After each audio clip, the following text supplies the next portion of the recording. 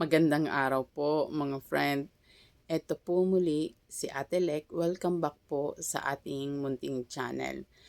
Ngayon po ay March 5, 2026 na po. Ang bilis ng araw po, no? Parang kailan lang po.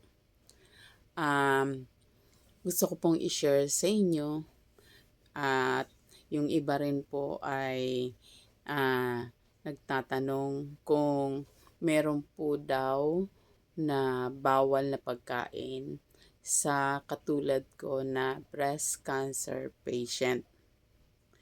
Ano-ano nga po ba ang mga bawal na pagkain sa isang breast cancer patient? Actually mga friend, um, nung tinanong ko po yan sa doktor po, sinabi ko kay Doc, may bawal po ba na pagkain sa katulad ko na sakit na cancer? Ang sabi ni Doc ay wala naman po.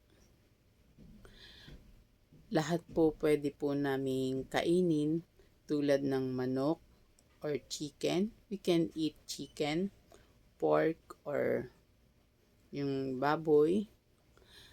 We can eat beef or baka. Pero mostly, syempre, mas kailangan namin damihan ang pagkain ng vegetables and fruits. We can also eat sweets like cake, salads, yung mga matatamis na salad like buko salad, which is my favorite, yung buko salad. At marami pang iba na mga sweets.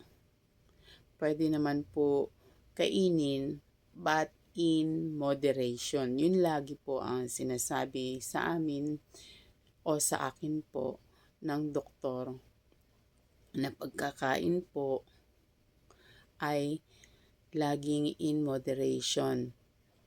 Katulad ng halo-halo, kumakain po ako ng halo-halo. Di ba isa po yun sa mga favorite po natin ng mga Pilipino, yung halo-halo. Ako, isa po yan sa paborito ko, yung halo-halo.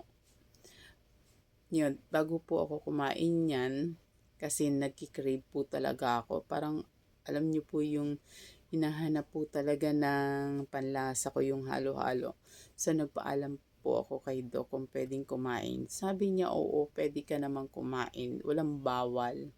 Ang pinaka, kung tutuusin is parang pinakabawal or dapat naming iwasan, pero pwede pa rin naman yung mga processed food like po ng mga yung incan, mga sausages, yung mga ganyan, yung mga instant noodles, yan, bawal po yan. Hindi naman bawal, once in a while, mga ganon, baga sobrang dalang. Hindi po kami pwedeng palaging ganon na mga process. Ang kailangan po namin is yung totoong pagkain, totoong pork, meat, totoong pork, ganyan, totoong chicken, ganon. Yung mga fresh, yan po. At kasi kailangan po namin na mga cancer patient ang sustansya ng mga pagkain. Kailangan po namin palakasin ang aming immune system. Ganun po. Kailangan lagi po kaming kakain ng mga masusustansyang pagkain. Yun po.